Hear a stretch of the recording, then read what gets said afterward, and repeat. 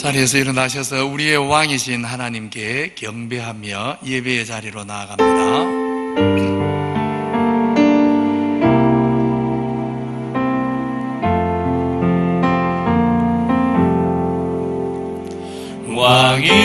왕이신 나의 하나님,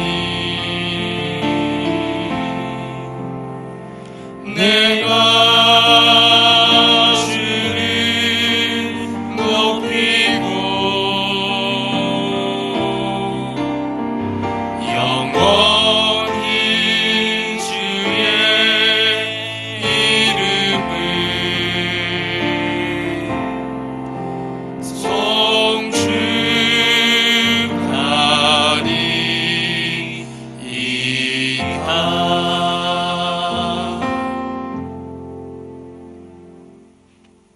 우리의 아버지 되신 하나님 감사합니다. 지난 한 주간도 또 이날까지 어지러운 세상을 살아오는 모든 날 동안에도 하나님이 우리 영혼의 아버지 되시고 우리의 선한 목자가 되셔서 여기까지 오늘까지 인도해 주신 것 감사합니다. 특별히 구원의 은혜를 베풀어 주셔서 감사합니다. 영원한 소망 중에 살게 하셔서 감사합니다. 받은 은혜 다 헤아리지 못하지만 오늘도 주 앞에 감사할 것이 넘치는 줄 알고 주의 백성들 한 마음으로 머리 숙여 살아계신 창조주 하나님, 구원의 하나님, 우리 아버지 하나님을 예배하오니 하나님 우리의 예배를 받아 주옵소서. 하늘 문을 여셔서 주의 백성들 가운데 친히 임재하여 주시고 은혜를 베풀어 주시고 돕는 은혜를 주시고 새 힘을 허락하여 주옵소서. 지종을 부탁하오며 예수님 이름으로 기도하옵나이다. 아멘. 내 평생 사는 동안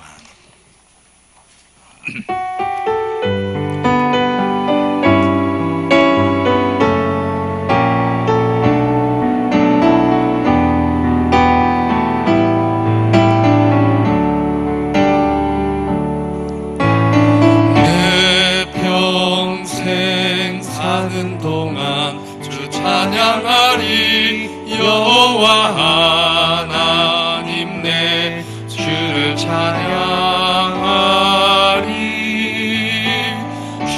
주님을 묵상함이 즐겁도다. 내 영혼 주 안에서 참 기쁘리.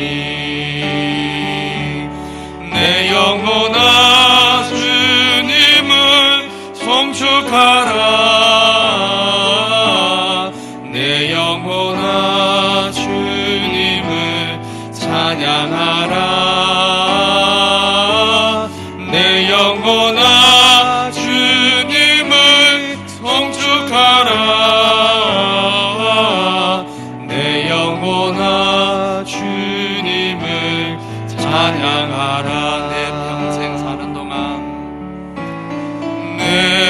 평생 사는 동안 주 찬양하리.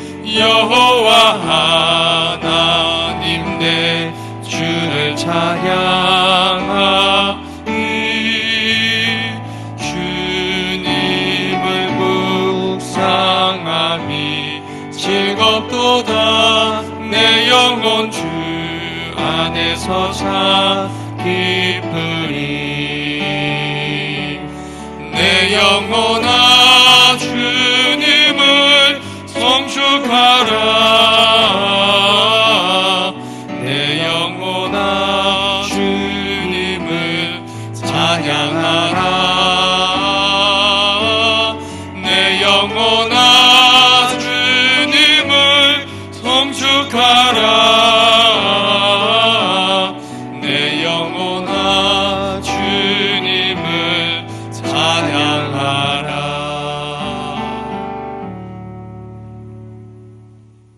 전능하사 천지를 만드신 하나님 아버지를 내가 믿사오며 그 외아들 우리 주 예수 그리스도를 믿사오니 이는 성령으로 잉태하사 동정녀 마리아에게 나시고 본디오 빌라도에게 고난을 받으사 십자가에 못 박혀 장사한 지 사흘 만에 죽은 자 가운데서 다시 살아나시며 하늘에 오르사 전능하신 하나님 우편에 앉아 계시다가 저리로서 산자와 죽은 자를 심판하러 오시리라. 성령을 믿사오며 거룩한 공회와 성도가 서로 교통하는 것과 죄를 사하여 주시는 것과 몸이 다시 사는 것과 영원히 사는 것을 믿사옵나이다. 아멘. 302장입니다.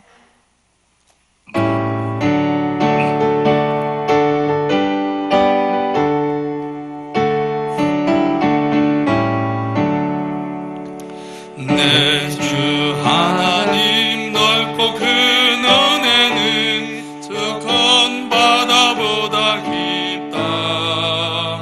너고 다투를 흘러 깊은 대로 저 한가운데 가보라. 언덕을 떠나서 상파에 배 띄워 내 주 예수 은혜의 바다로 내 맘껏 쳐가라.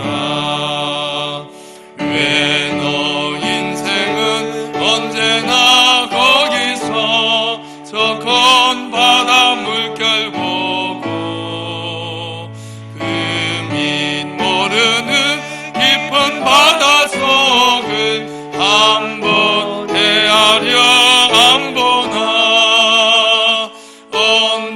언덕을 떠나서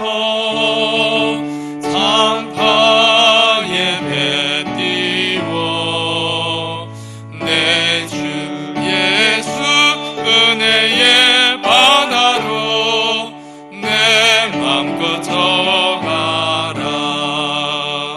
많은 사람이 얕은 물가에서 저 큰 바다 가려다가 찰싹거리는 작은 파도 보고 마음 약하여 못 가네. 언덕을 떠나서 상파에 배 띄워 내 주 예수 은혜의 바다로 내 맘껏 져가라. 사고 가거라 이제 곧 가거라. 저 큰 은혜 바다 향해 자고 내노를 저 깊은 데로 가라. 망망한 바다로 언덕을 떠나서 상파에 배 띄워 내 주 예수 은혜의 바다로 내 맘껏 져가라.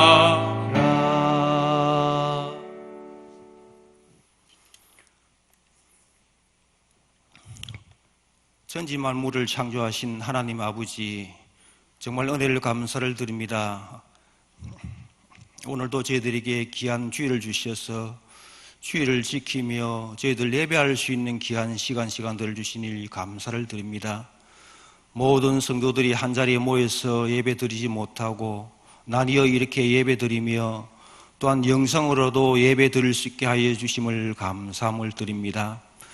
주님의 보좌 앞으로 나와서 참된 안식과 기쁨을 누리게 함도 감사함을 드립니다. 한 번도 우리를 실망시키지 않으시고 언제나 우리에게 은혜를 부어주셨듯이 오늘도 저희들에게 흡족한 은혜를 부어주시옵기를 간절히 바랐고 원합니다. 자비하신 하나님 아버지, 우리 하나님의 은혜로 말미암아서 저희들 하나님의 자녀 삼아주시고 아버지라 부르게 하여 주심도 감사함을 드립니다. 이 세상을 살아가면서 하나님의 자녀답게 빛의 자녀로 세상을 밝혀 드리는 정말 등불이 될 수 있는 우리 성도들 다 되게 하여 주시옵기를 원합니다. 자비하신 아버지 하나님, 한 주간 생활들을 돌아봅니다. 왜 나만 겪는 고통이냐고, 왜 나에게만 이런 슬픈 일이 항상 있느냐고 원망하며 불평하며 생활한 저희들 아닙니까? 아버지 하나님, 저희들 용서하여 주시옵기를 간절히 바랐고 원합니다. 오늘 드려지는 예배를 통해서 그동안 우리 하나님께서 저희에게 주신 하나님의 놀라운 은혜들을 기억할 수 있는 귀한 시간들 되게 하여 주시옵기를 간절히 바랐고 원합니다. 자비하신 아버지 하나님, 우리 성도들 삶을 지켜주시옵기를 원합니다. 우리 성도들 예배 드리는 것을 삶의 최우선적으로 생각할 수 있는 우리 성도들 되게 하여 주시옵소서. 기도하는 삶 살게 하여 주시고 성령 충만한 삶 살아갈 수 있도록 우리 하나님 인도하여 주시옵기를 원합니다. 그리하여 예배의 열매가 맺게 하시고 기도의 열매가 맺게 하여 주시옵기를 간절히 바랐고 원합니다. 더 낮아져서 겸손한 마음으로 섬기며 사랑함으로 하나님께 칭찬받고 하늘의 신령한 복을 받을 수 있는 우리 성도들 다 될 수 있도록 인도하여 주시옵기를 원합니다. 코로나19 시대를 맞이하여서 우리 성도들의 신앙을 지켜주시옵소서. 정말 하나님 붙들고 살게 하여 주시옵소서. 말씀 붙들고 살게 하여 주시고 기도하며 살아갈 수 있도록 우리 하나님 인도하여 주시옵기를 원합니다. 그리하여 코로나19보다 더 큰 환난이 와도 그뜬히 이겨나갈 수 있는 신앙을 주시옵기를 간절히 바랐고 원합니다. 자비하신 아버지 하나님, 오늘도 우리 교회를 지켜주시옵소서. 우리 하나님이 기뻐하는 교회가 되게 하여 주시옵기를 원합니다. 믿음으로 나아갈 수 있는 우리 교회가 되게 하여 주시고 말씀으로 나아갈 수 있는 우리 교회가 되게 하여 주시옵소서. 정말 하나님의 말씀 안에서 지역사회를 섬길 수 있는 우리 교회가 되게 하여 주시옵기를 원합니다. 그리하여 우리 교회가 구원의 방주가 되게 하여 주시옵기를 간절히 바랐고 원합니다. 자비하신 아버지 하나님, 오늘도 저희들 위해서 단위에 세우신 담임 목사님 영육간 강건하게 하여 주시고 성령님 은혜로 준비한 말씀 담대히 전하시게 하여 주시옵기를 원합니다. 저희들은 또 이 말씀을 들을 때에 우리의 눈이 밝아지고 우리의 마음들이 기쁨으로 넘칠 수 있게 하여 주시옵기를 원하며 그리하여 또한 한 주간 살아갈 때에 승리할 수 있는 그런 삶들을 살아갈 수 있는 우리 성도들 다 되게 하여 주시옵기를 간절히 바랐고 원하며 이 시간도 드리는 예배가 신령과 진정으로 드리는 귀한 예배 되게 해 주시옵기를 원하며 이 모든 말씀을 예수님 이름으로 간절히 기도드리옵나이다. 아멘.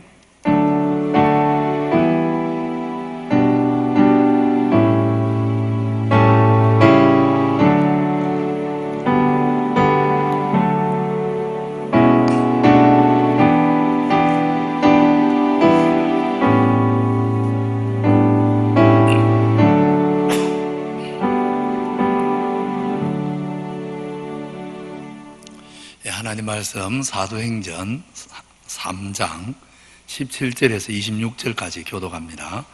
사도행전 3장 17절로 26절 교독합니다. 형제들아, 너희가 알지 못하여서 그리하였으며 너희 관원들도 그리한 줄 아노라.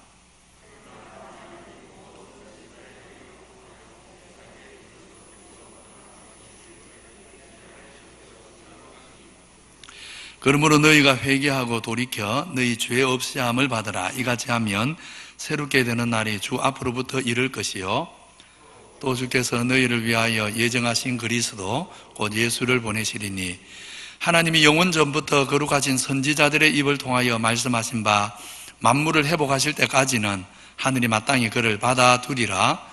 모세가 말하되 주 하나님이 너희를 위하여 모든 형제 가운데서 나 같은 선지자 하나를 세울 것이니 너희가 무엇이든지 그의 모든 말을 들을 것이라.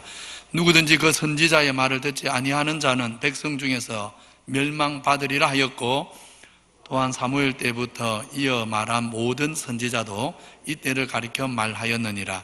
너희는 선지자들의 자손이여 또 하나님이 너희 조상과 더불어 세우신 언약의 자손이라. 아브라함에게 이르시기를 땅 위의 모든 족속이 너희의 씨로 말미암아 복을 받으리라 하였으니 하나님이 그 종을 세워 복 주시려고 너희에게 먼저 보내사 너희로 하여금 돌이켜 각각 그 악함을 버리게 하셨느니라. 아멘. 한 사람이 혹은 어떤 조직이나 사회가 성숙해져 간다는 것은 여러 가지 면이 있겠지만 그 중에 하나가 상대방을 얼마나 존중하고 또 무례하게 행하지 아니하고 예를 가지고 대하느냐 하는 점입니다. 저급한 사회 또 미성숙한 사람은 자기와 직접적인 이해관계가 없으면 예의를 잘 갖출지 못하고 또 상대방을 존중하지도 못합니다. 상대를 이해하거나 배려하지도 못합니다. 그러나 성숙한 사회 또 성숙한 사람은 자기가 잘 아는 사람은 물론이고 잘 모르는 사람도 기본적인 예를 갖추고 존중하고 또 친절을 베풀 줄 압니다. 세상도 그러하거든 하물며 믿음 안에서 우리 성도가 성숙해진다면 두말할 필요가 없습니다. 성숙한 그리스도인은 누구를 만나든지 무례하게 행하지 않고 상대방을 정말 존중하고 배려하고 이해할 줄 아는 것입니다. 나면서 못 걷게 된 사람이 일어나 걷고 심지어 막 뛰어다니면서 하나님을 찬양하니까 수많은 유대인들이 놀라고 흥분해서는 나은 사람을 주목해 봅니다. 그랬더니 나은 사람은 막 우쭐대면서 자기 믿음이 좋아서 이런 일이 일어난 것처럼 그렇게 자랑한 것이 아니고 베드로와 요한의 품에 안기면서 바로 이분들 덕에 제가 하나님께 은혜를 입었습니다 하면서 하나님 은혜를 간접적으로 증거했습니다. 이번에는 당연히 사람들의 시선이 베드로와 요한에게 향합니다.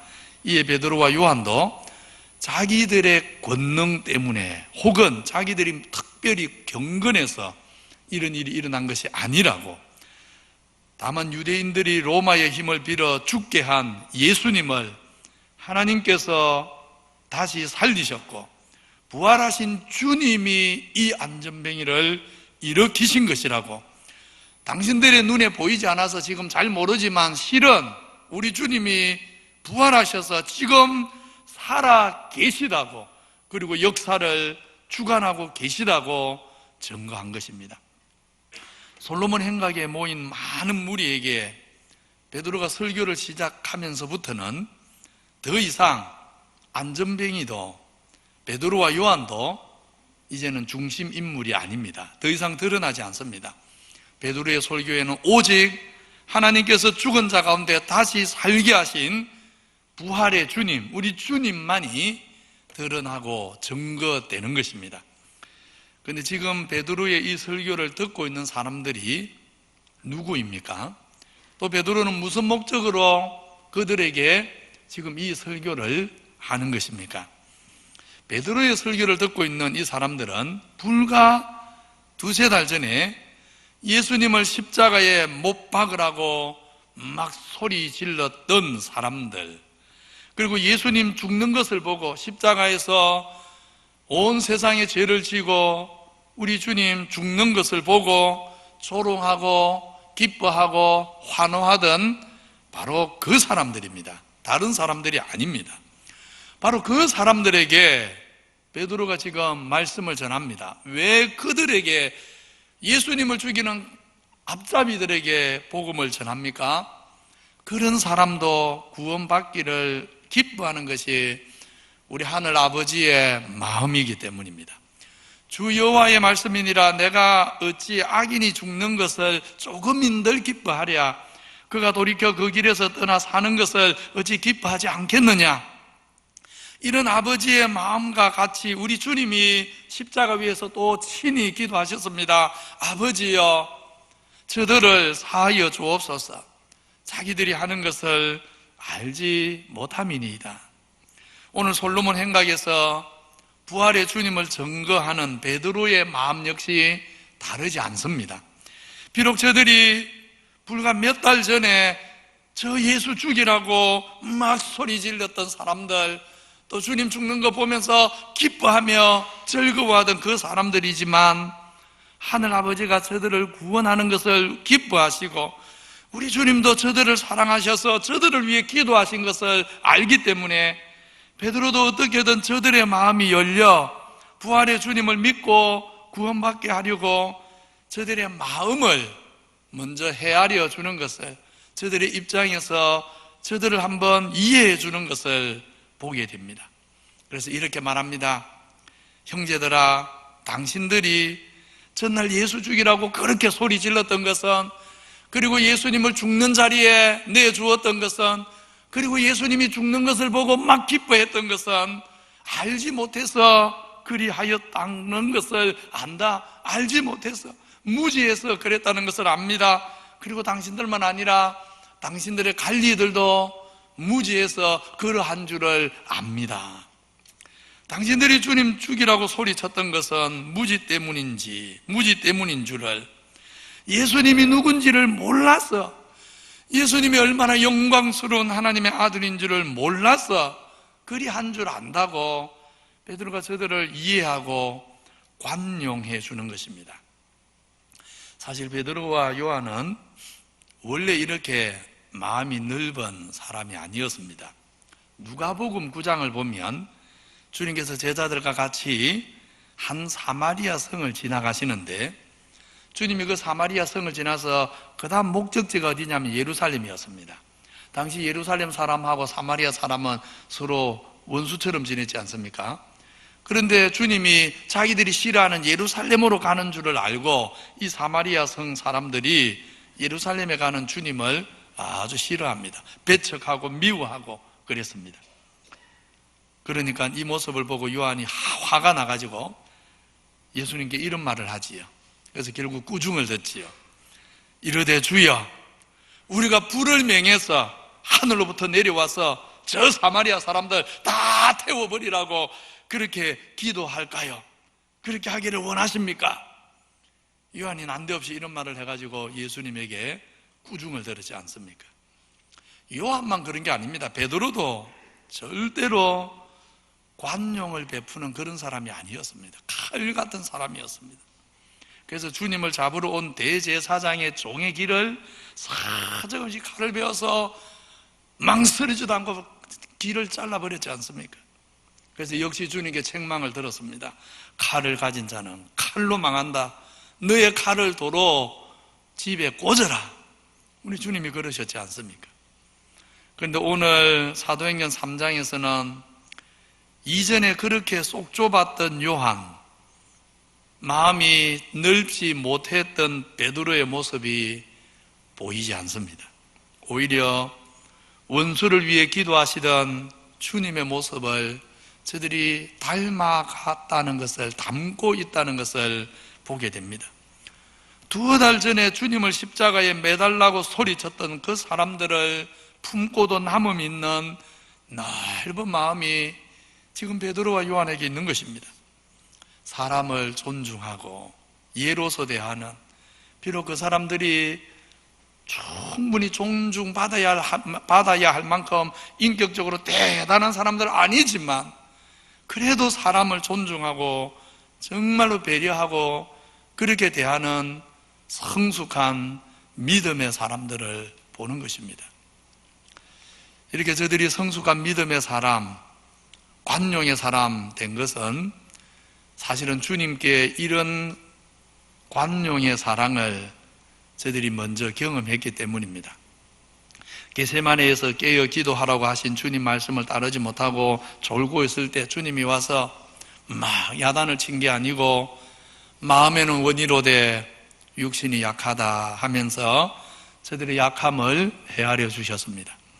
무엇보다 3번이나 주님 부인한 베드로, 그 베드로를 주님이 왜 그랬느냐 하면 하나하나 따져서 책임을 묻지 않으시고 그저 자기가 실수하고 넘어진 것 때문에 가슴 아파하는 베드로를 주님이 돌아보셨지 않습니까? 연민의 눈빛으로. 베드로가 그렇게 주님 부인하고 가슴 아파할 것을 아시기 때문에 가슴 아파하는 베드로를 생각하면서 주님이 너무 아파하지 마라, 너무 아파하지 마라, 그런 눈으로 주님께서 베드로를 보셨지 않습니까? 베드로가 앞에 사는 모든 날 동안 그날 그 주님의 눈빛을 잊을 수 있었겠습니까? 물론 십자가 위에서 원수를 위해서 기도하시던 그 주님의 음성, 제자들이 평생 십자가 위에서 원수 위에 기도하시던 주님의 그 기도와 음성을 잊을 수 있었겠습니까? 절대로 베드로와 요한은 자기들을 바라보던 주님의 그 눈빛도, 주님의 기도하던 그 음성도 잊을 수가 없는 것입니다. 사실 베드로와 요한만 아닙니다. 오늘 우리가 우리 된 것은 주님의 이런 사랑이 우리와 함께 했기 때문입니다. 우리도 주님을 믿기 전부터, 또 믿은 이후에도, 그리고 오늘 주님을 믿는다고 하면서도 오늘도 심지어 얼마나 끝없는 주님의 관용, 다시 품어주시는 은혜를 반복해서 필요로 하고 또 누리고 살아왔고, 지금도 그렇게 살고 사실 앞으로도 그렇게 살아갈 사람들이 우리입니다. 얼마 전에 저에게 큰 마음의 고통과 어려움을 겪은 일이 있습니다. 어느 때보다 간절하게 그리고 겸손하게, 제가 가끔씩 어려움을 만나면 그냥 기도를 안 하고 무릎을 꿇고 기도하거든요. 본당에서 새벽에 말고도 개인적으로도 정말 마음이 답답할 때는 꼭 무릎을 꿇습니다. 그런데 얼마 전에 큰 어려움을 겪을 때는 매일 아침 저녁으로 무릎을 꿇었습니다. 하나님이 긍휼히 여기셔서 평안히 이 어려움이 잘 지나갔습니다. 한 보름 정도 제 마음을 낮추어서 기도할 때 하나님께 그렇게 기도를 하고 싶었습니다. 아버지, 이번에 이 어려움이 크게 문제되지 않고 잘 평안히 지나가게만 해주시면 앞으로 어떤 경우에도 불평 안 하고 정말 죽도록 충성하겠습니다. 이렇게 기도하고 그렇게 약속한 대로, 기도를 통해 약속한 대로 그렇게 살아보면 좋겠다, 그런 마음이 있었습니다. 그런데 제가 하나님 앞에 한마디도 이런 기도를 안 했습니다. 못했습니다. 아무것도 약속 안 했습니다. 이 어려움만 지나가면 하나님 제가 앞으로 이렇게 살겠습니다, 이렇게 하겠습니다, 한마디도 약속 안 했습니다. 이유가 뭐겠습니까? 이유는 분명합니다. 당시에 큰 어려움이 닥치니까 마음이 급해서 그런 약속이라도 하고 싶지만, 그러나 하나님이 도와주셔서 그 어려움이 지나가면 제 마음이 한결같이 하나님 앞에 그렇게 겸비해서 그렇게 충성만 하면서 실수 안 하고 그렇게 살 수 있는 사람이 아니라는 것을 제 자신이 너무나 잘 알기 때문에 그런 기도를 할 수가 없는 것입니다. 어려움이 지나가면 또다시 제 마음이 안일해지는 시간이 있을 것이고, 또 실수도 할 것이고, 또 넘어지기도 할 것이고, 그렇기 때문에 결국은 또다시 무한한 주님의 관용, 주님의 사랑을 또 받아야만 되지, 내가 이렇게 하겠습니다 약속했다고 해서 그걸 지켜낼 수 있는 힘이 없는 사람임을 잘 알기 때문에 주님께 아무것도 약속을 안 했습니다. 못했습니다. 그래서 아무런 약속도 안 하고 못하고 그냥 긍휼히 여겨달라고만, 하나님이 살려주는 것 외에는 소망이 없으니까 긍휼히 여겨달라고만 했습니다.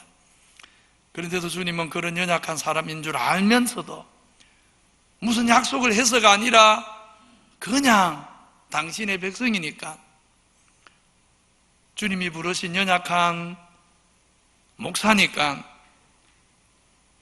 제가 뭔가를 해드릴 수 있어서가 아니라 그냥 주님의 제자니까 긍휼히 여겨주시고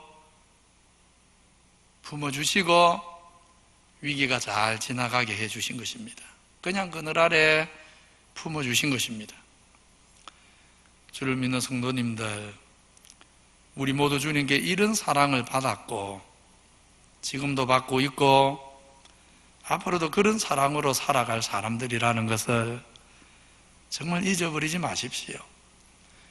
그래서 오늘 베드로와 요한처럼 우리도 만나는 사람들에게, 특별히 그리스도의 복음을 듣고 구원받아야 될 사람들에게 우리 모든 성도님들 정말 마음을 넓혀서 관용의 사랑을 베풀 수 있게 되기를 바랍니다. 전날의 옹졸한 마음, 정말 다른 사람의 작은 허물조차 용납하지 못해서 기어이 그것을 끌어야만 석성이 풀렸던 그 옹졸한 마음 이제는 다 내어버리고, 내가 얼마나 실수 많은 사람인지, 내 자신이 얼마나 부족한 사람인지 정말 이것을 기억하고 그리스도의 관용을 배우는 우리 모든 성도들이 되시기를 바랍니다.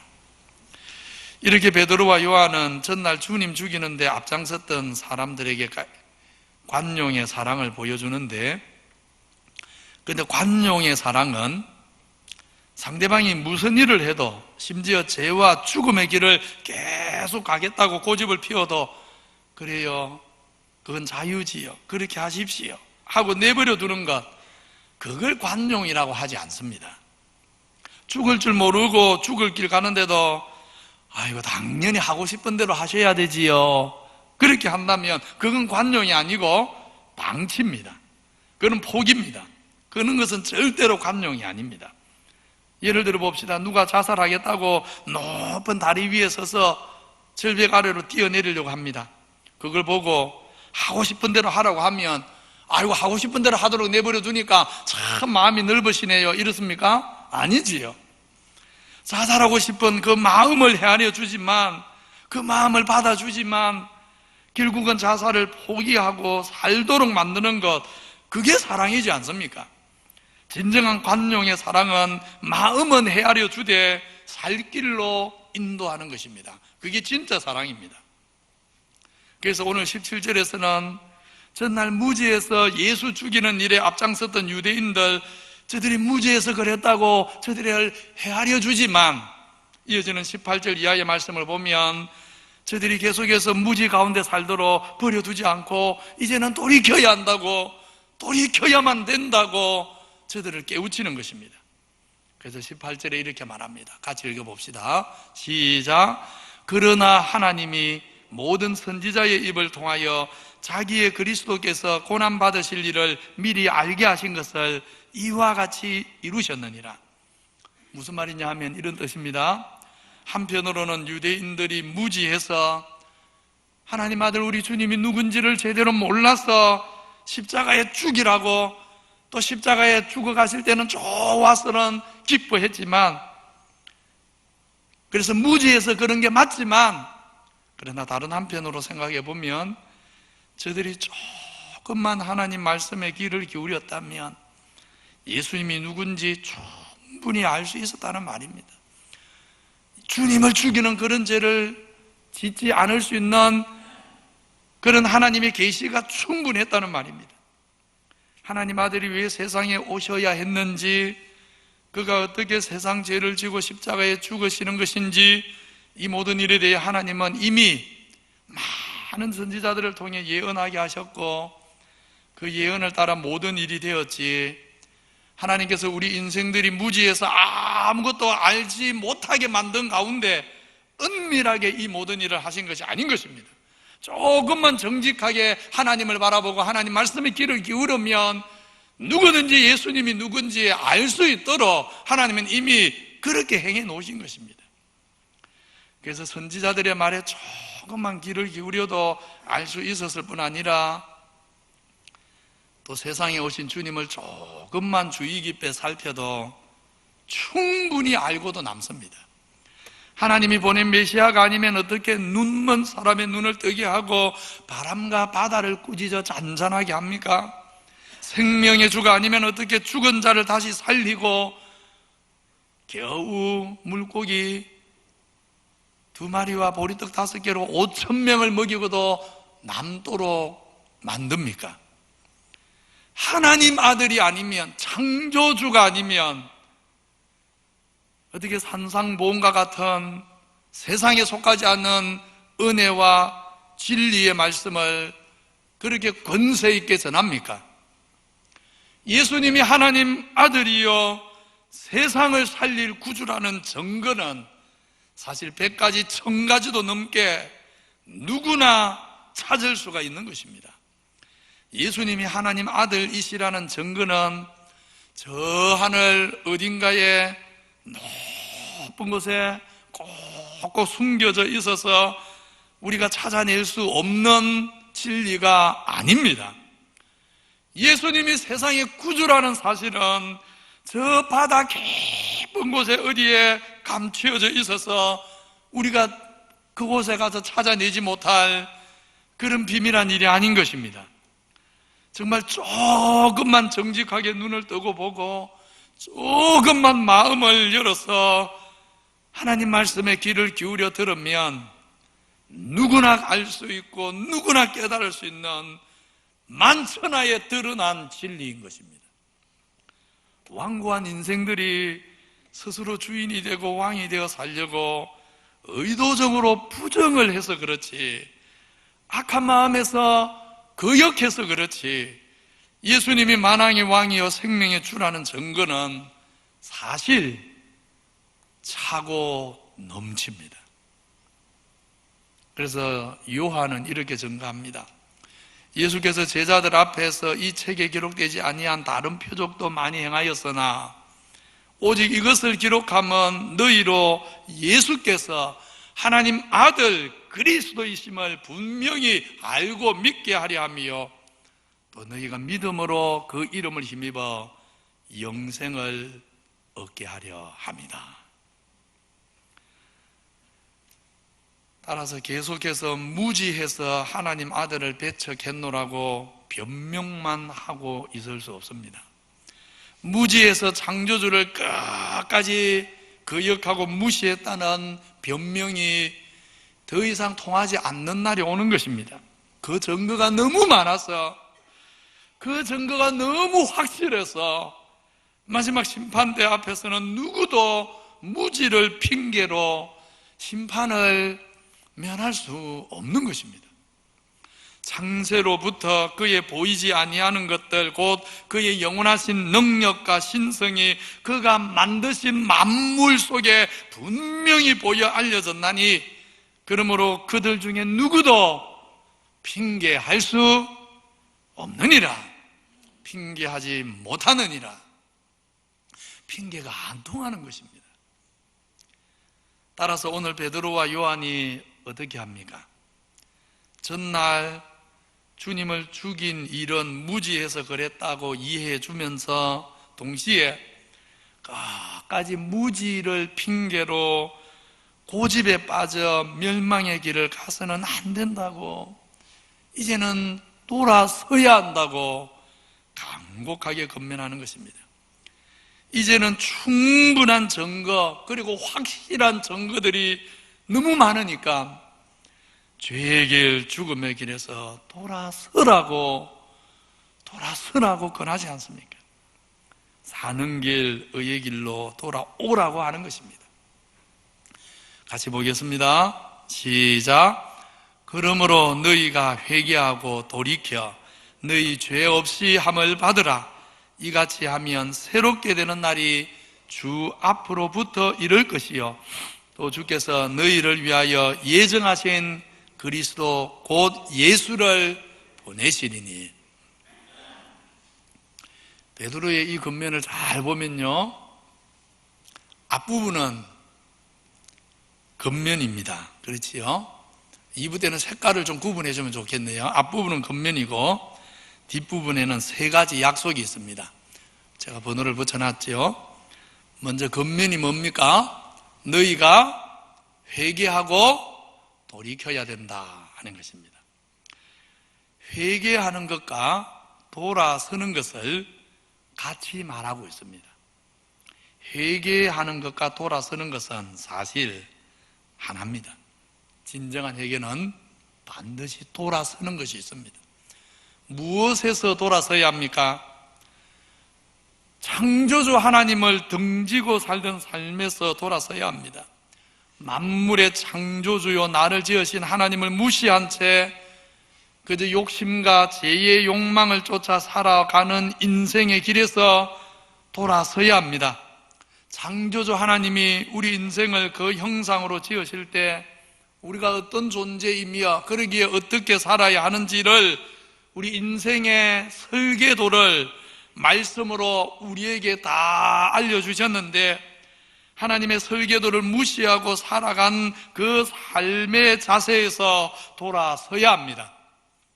오늘 사도행전 3장의 문맥에서 말하자면 무지를 핑계로 하나님 아들을 죽게 만든 죄에서 세상 죄를 위해 우리 죄 때문에 대신 죽어주신 하나님 아들을 계속해서 무시하고 사는 그 죄에서 돌아서야 하는 것입니다.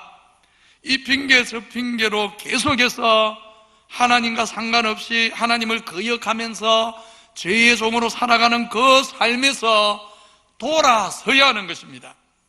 그렇게 돌아서서 이제는 하나님을 향해 나아가고 예수님과 동행하며 살아가야 합니다. 우리 인생의 방향이 분명해야 된다 그 말입니다. 내가 살아가는 내 인생의 목적지가 분명해야 된다 그 말입니다. 예수님께로 인생의 방향을 바꾸는 것, 그것이 회개인 것입니다. 그렇게 방향을 바꾸어도 우리는 또 연약한 인생이기에 때로는 실수합니다. 때로는 죄의 유혹에 넘어지기도 합니다. 그러나 방향이 바뀌면 다시 일어나는 것입니다. 여러분 이렇게 생각하면 쉽습니다. 전날에는 내가 예수님을 등지고 이렇게 살았는데 이제는 예수님을 향해서 이렇게 가는데 예수님 향해 가다가 때로는 뭐 하기도 합니까? 돌뿌리에 걸려 넘어지기도 하고 웅덩이에 빠지기도 하고. 그러나 뭐가 안 바뀝니까? 방향은 안 바뀌는 것입니다. 우리가 연약해서 때로 넘어질 수도 있습니다. 그러나 방향은 안 바뀌는 것입니다. 다시 일어나서 가는 것입니다. 웅덩이에 빠지면 다시 올라와서 가는 것입니다. 방향을 바꾼 것, 내 인생의 목적, 방향이 바뀐 것, 그것이 회개인 것입니다. 그렇게 회개를 하면, 회개하여 돌아서면 인생의 방향을 바꾸어서 하나님을 바라보고 이제 예수님을 향해 살아가면 하나님께서 세 가지 약속을 주셨습니다. 오늘 말씀에 첫 번째, 죄 없이 함을 받게 하신다 했습니다. 죄 없이 함. 우리가 영적으로 무지해서 이 죄 없이 함을 받는다는 게 얼마나 중요하고 얼마나 엄청난 복인지 무시하고 살 때가 많지만 사실은 모든 인생에서 가장 절실하고 가장 큰 축복은 이 죄 없이 함을 받는 것입니다. 하나님이 우리 죄를 없이 하신다는 것은 먼저는 우리 양심을 정결하게 한다는 것입니다. 이제는 죄가 뭔지 알고 내가 어떤 죄인인 줄 알고 그 죄를 깨닫고 하나님 앞에 부끄러워할 줄 알고 그렇게 회개하는 내 마음을 깨끗하게 하시는 것입니다. 뿐만 아니라 우리 양심을 깨끗게 할 뿐 아니라 우리 죄를 더 이상 기억하지도 않으십니다. 이제는 그저 사랑스러운 눈으로 우리를 보시겠다는 뜻입니다. 하나님은 우리 죄를 기억하지도 않는데 우리는 약해서 과거에 지었던 죄 회개했는데 또다시 기억날 때가 있지요. 우리 성도님들 과거의 죄를 회개했는데 또 기억이 납니다. 하나님이 용서를 안 했습니까? 우리가 연약했습니까? 예. 그것은 하나님이 용서를 안 해서 우리가 기억하는 게 아닙니다. 하나님은 기억 안 합니다. 우리가 약해서 기억할 뿐입니다. 우리의 약함이지 하나님이 용서하지 않은 게 아닙니다. 하나님은 기억조차 안 하십니다.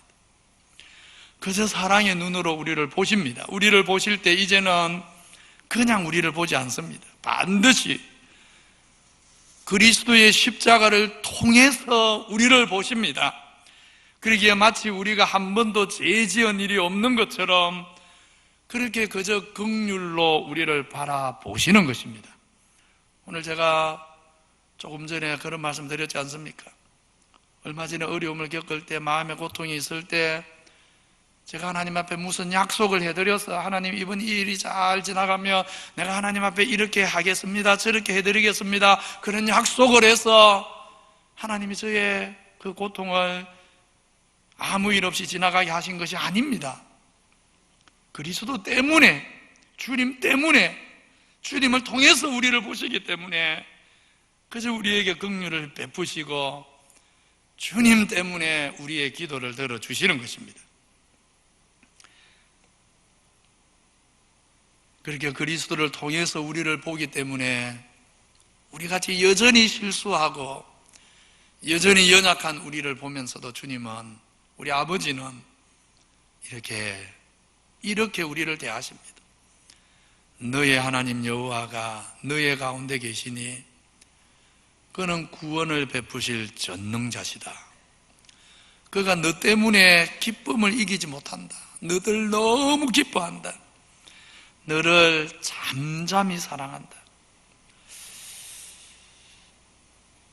저는 이 스바냐 말씀 읽을 때 제일 마음에 와닿는 단어가 이 잠잠입니다. 하나님이 사랑하는데 잠잠히 사랑한다. 무슨 말이겠습니까? 잠잠히 사랑한다. 이 잠잠히 사랑한다는 말은요, 여전히 우리가 약하다는 걸 아시는데도 사랑한다, 그 말이에요. 앞으로도 또 실수할 줄 아는데도 사랑한다, 그 말이에요. 하나님이 아무 생각이 없어서 그냥 막무가내로 사랑한다, 그 말이 아닙니다. 하나님이 잠잠히 사랑한다는 것은요, 우리가 어떤 존재인지 다 안다는 이야기. 지금까지 어떻게 실수했고 어떻게 잘못했고 지금 또 얼마나 연약하고 여전히 얼마나 연약한지, 앞으로도 얼마나 연약할 건지, 얼마나 많은 실수를 또 할 건지 다 압니다. 다 아는데도. 그래서 잠잠이라고 하는 거예요. 잠잠히. 너를 몰라서가 아니다. 너를 아는데, 알기 때문에 더더욱, 너의 약함을 알기 때문에 더 사랑한다. 그래서 잠잠히 사랑한다는 거예요.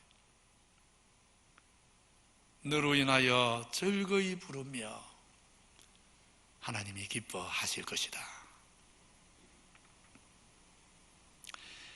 회개하고 돌이키는 이에게 이렇게 그 죄를 기억조차 하지 않으시고 사랑의 눈으로 바라보시기 때문에 하나님의 이 사랑을 깨달은 사람은 이제 그 마음의 근본이 새로워짐을 받습니다. 그래서 이렇게 약속하지요. 이같이 하면 새롭게 되는 날이 반드시 온다. 새로워지는 것입니다.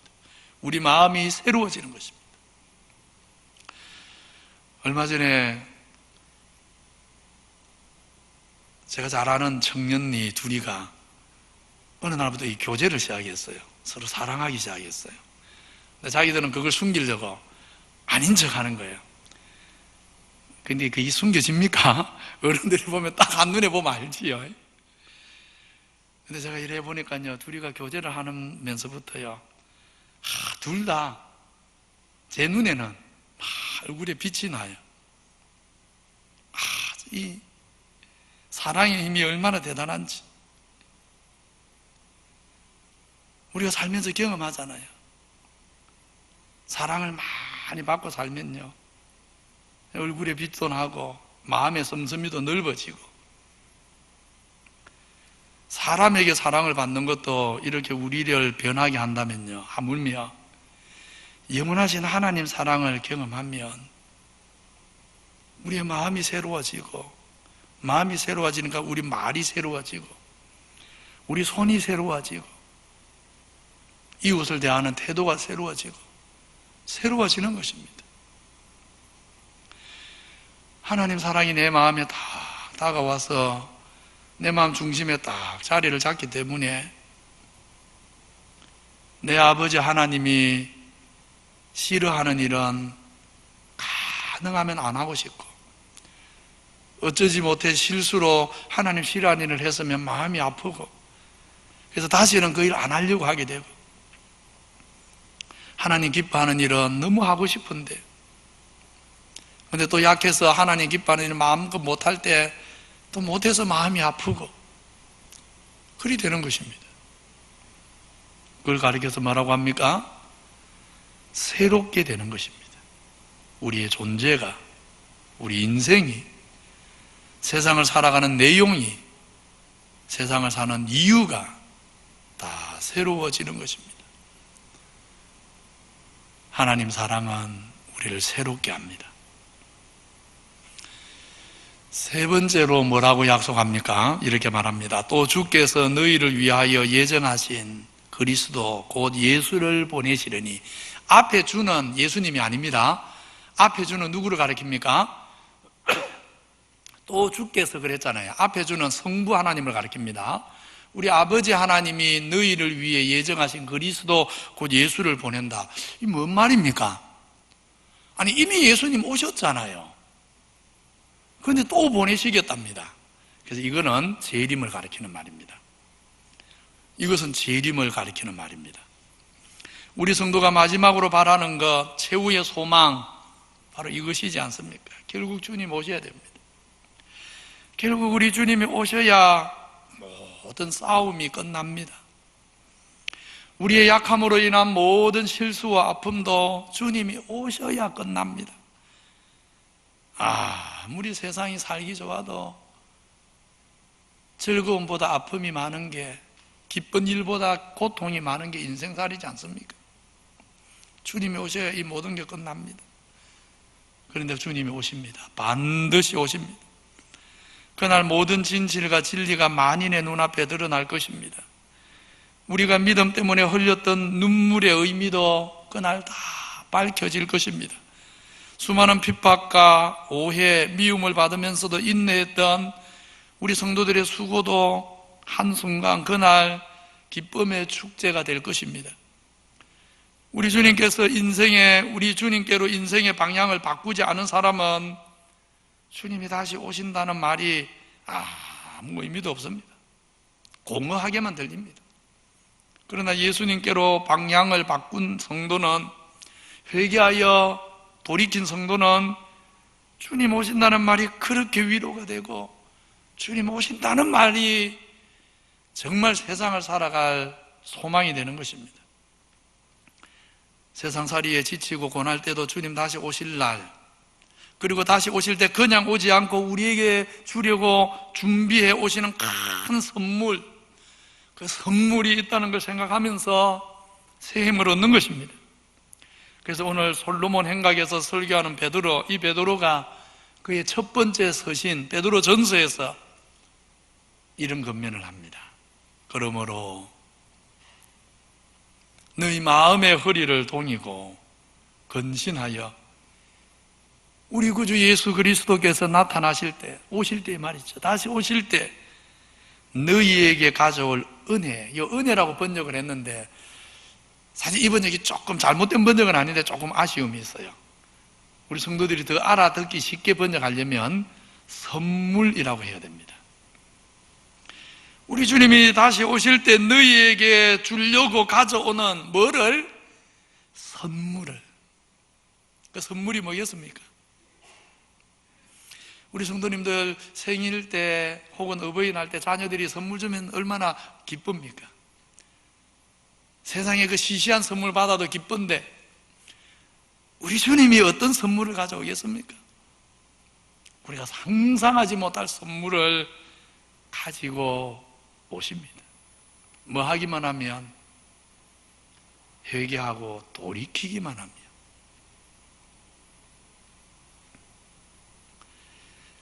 우리 주님 다시 오십니다. 우리에게 줄 선물 가지고 오십니다. 그날을 기다리고 소망하면서 우리 성도님들 오늘 배운 말씀 마음에 잘 새겨서 만나는 모든 사람들에게 그리스도의 관용을 베풀 수 있기를 바랍니다. 그리고 우리 구주가 다시 오실 그날 기다리면서 다시는 돌이키지 마시고 다시는 돌아서지 마시고 오직 주님 향해서 주님이 우리를 부르신 그 하늘의 상을 향해서 표대를 향해 전심전력하여 달려가는 우리 모든 주의 백성들 되시기를 주님 이름으로 축원합니다. 거룩하신 하나님 아버지 감사합니다. 오늘 베드로와 요한이 전날 예수님 죽이라고 소리쳤던 사람들에게 설교하면서 당신들이 알지 못해서 그리한 줄 아노라 하면서 저들에게 관용을 보였는데, 아버지 하나님의 이 사랑, 우리 주님의 이 관용하는 사랑, 이 우리가 이미 받았고 지금도 받고 있고 앞으로도 받고 살 사람이라는 것을 기억하고, 우리도 만나는 모든 사람들에게 그리스도의 관용하는 사랑을 보이며 살아갈 수 있게 하여 주옵소서. 여전히 실수투성이고 허물 많고 부족한 인생이지만 우리 아버지 하나님이 우리를 바라보시면서 잠잠히 사랑하시고 우리 인에 즐거이 부르며 기뻐하시는 줄을 믿습니다. 아버지의 이 사랑을 힘입어서 우리 주님 다시 오실 때 우리에게 줄 선물 가지고 오실 것인데, 그날까지 믿음으로 오직 주님만 바라보고 달려가는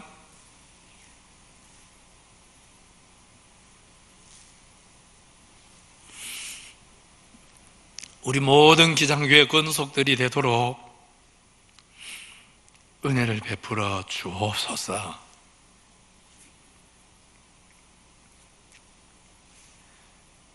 예수님 이름으로 기도하옵나이다. 아멘. 270장입니다.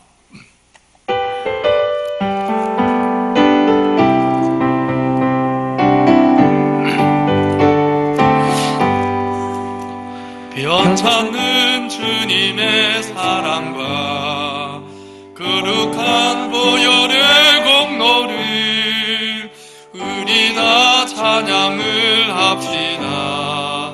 주님을 만나볼 때까지 예수는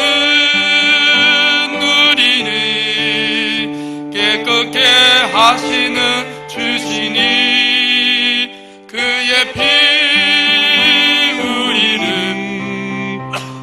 보다 더 이게 하셨네. 우리를 깨끗게 한 피는 무룩한 생명의 우리세.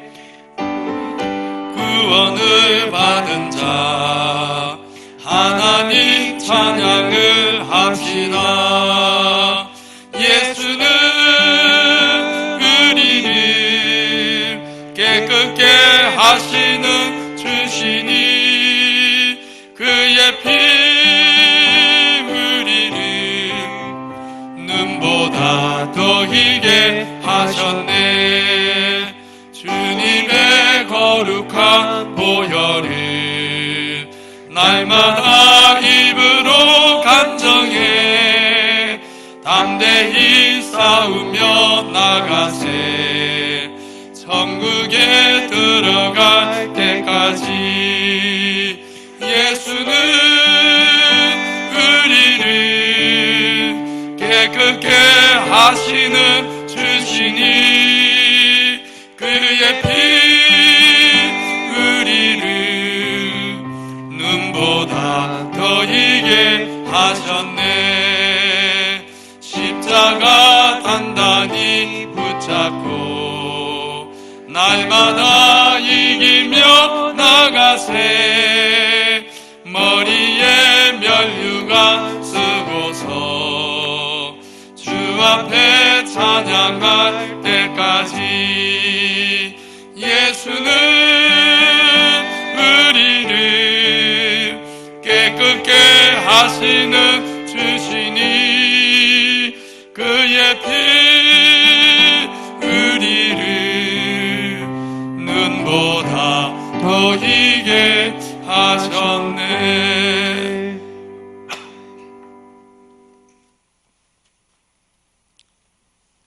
거룩하신 아버지 하나님, 하나님이 우리의 아버지가 되어 주셔서 감사합니다. 우리의 선한 목자가 되어 주셔서 감사합니다. 아버지 하나님 안 계셨다면, 우리를 부르지 않았다면 우리는 그저 세상이 전부인 줄 알고 세상에 빠지고 세상에 미쳐서 죄의 욕망을 따라 그렇게 살다가 아무 소망도 없이 허망하게 마칠 인생인데, 하나님이 우리 아버지가 되시고 우리를 불러주셔서 이 땅 너머 영원한 세상을, 영원한 나라를 보게 하시고, 소망 중에 하나님 말씀 따라 때로는 넘어지고 실수도 하지만 그러나 그 말씀 따라 의의 길, 생명의 길을 걸어가게 하시니 감사합니다.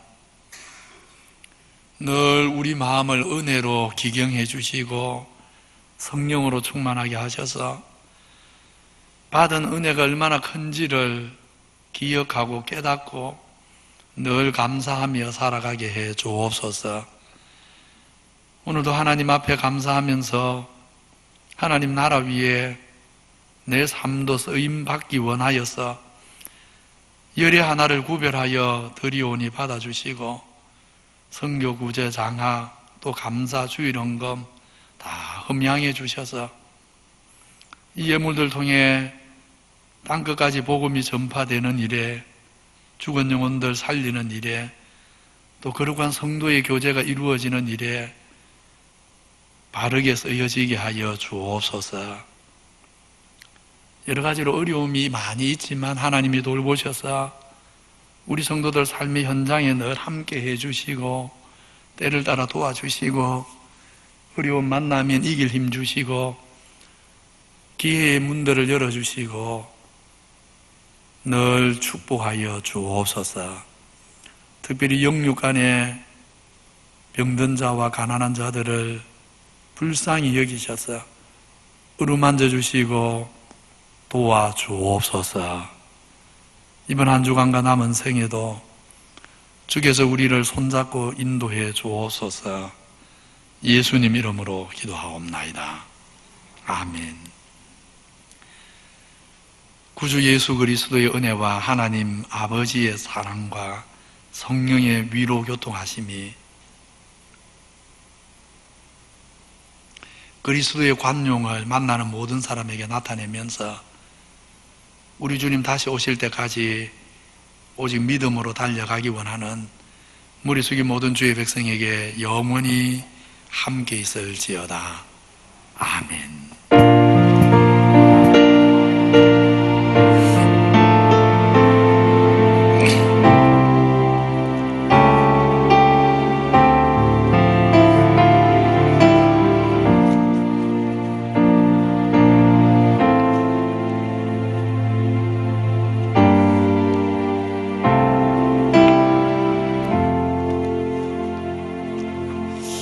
예배를 마칩니다. 앞뒤 자로 인사합시다. 그리스도의 관용을 나타냅시다.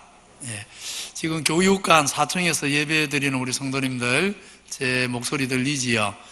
제가 광고 마치고 파송의 노래 부를 때 교육관 4층에 갈 겁니다. 우리 성도님들 저랑 인사 나누고 돌아가시면 되겠습니다.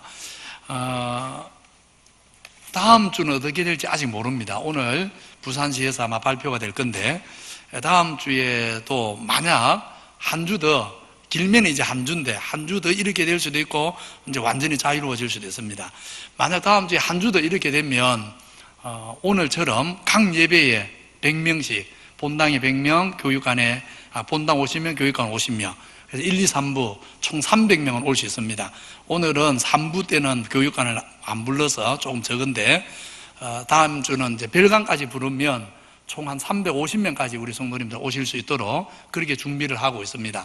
그래서 오늘 오신 분들은 뭐 다 신청하셔도 되고, 오늘 오지 못한 분들 중에도 다음 주에 좀 더 신청하셔서 다음 주에도 만약에 제한이 되더라도 350명까지 모일 수 있도록, 건물만 다르면 각 건물에 50명이 모일 수 있거든요.